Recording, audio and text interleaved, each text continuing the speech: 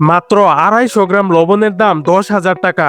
কি শুনে অবাক লাগছে না? তবে এটি কোনো সাধারণ লবণ না, কোরিয়ানদের বিখ্যাত ব্যাম্বো সল্ট বা বাঁশের লবণ। কিন্তু এই লবণের এত দাম কেন?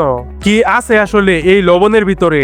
চলুন আজ আমরা ঢুকে পড়বো এই লবণের ফ্যাক্টরিতে এবং খুঁটে খুঁটে দেখবো এই লবণ তৈরির প্রতিটি ধাপ। কারখানার ভিতরে ঢুকে প্রথমে চোখে পড়ে মোটা ও পরিপক্ক বাঁশগুলো একটি নির্দিষ্ট মাপে কাটা হচ্ছে। নিয়মটা এমন যে বাঁশের এক পাশটা ফাঁকা এবং অন্য পাশটা প্রাকৃতিক গিঁটে বন্ধ। বাঁশ কাটা শেষ, এবার আসে লবণ।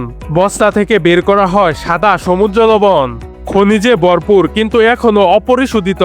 শ্রমিকরা হাত দিয়ে বাঁশের ফাঁকা অংশে লবণ ভরতে শুরু করে।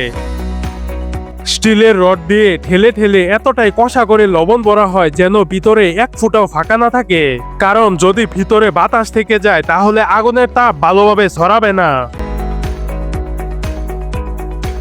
এবার শত শত লবণ ভর্তি বাঁশ ট্রলিতে সাজানো হয় এবং এই ট্রলিটি ঢুকিয়ে দেওয়া হয় একটি বিশাল হিটিং চেম্বারে।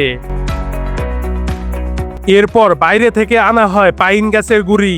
এই পাইন কাঠগুলো সাধারণত অনেক বেশি রেজিন সমৃদ্ধ, যা দীর্ঘ সময় স্থির ও উচ্চ তাপ ধরে রাখতে পারে। কাঠগুলো মেশিন দিয়ে পাতলা করে কেটে নিয়ে যাওয়া হয় ফ্যাক্টরির ভিতরে। এরপর সেই হিটিং চেম্বারে বাঁশের চারদিকে ভালোভাবে কাঠগুলো সাজিয়ে এতে আগুন ধরিয়ে দেওয়া হয়। ভিতরে ধীরে ধীরে শুরু হয় রূপান্তরের প্রথম অধ্যায়। ঘন্টার পর ঘন্টা আগুনে পুড়ে বাঁশের বাইরে সবুজ স্তর ধীরে ধীরে সাদা ছায়ে পরিণত হয়।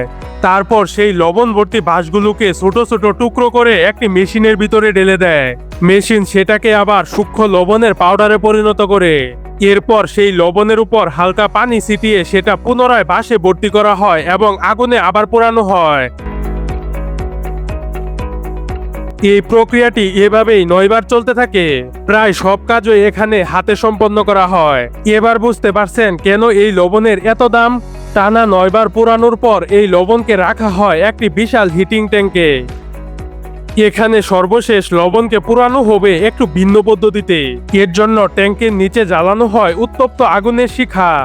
তাপমাত্রা এতটাই বেড়ে যায় যে লবণ নিজেই গলে তরলে পরিণত হয়। লালচে জ্বলন্ত লাভার মতো এই তরল ট্যাঙ্কের এক পাশ দিয়ে নিচে গড়িয়ে পড়তে থাকে। তারপর এই গলিত লবণ ঠান্ডা হলে সেটিকে একটি মেশিনের ভিতরে দিয়ে দেয়। মেশিনটি লবণকে পিষে একেবারে সূক্ষ্ম ও মসৃণ লবণের দানায় পরিণত করে। সবশেষে এই লবণকে কৌটায় ভরে বাজারে পাঠানো হয়। দেখলেন, এভাবে একটা সাধারণ লবণ আগুনে পুড়ে হয়ে গেল প্রিমিয়াম খনিজ লবণ।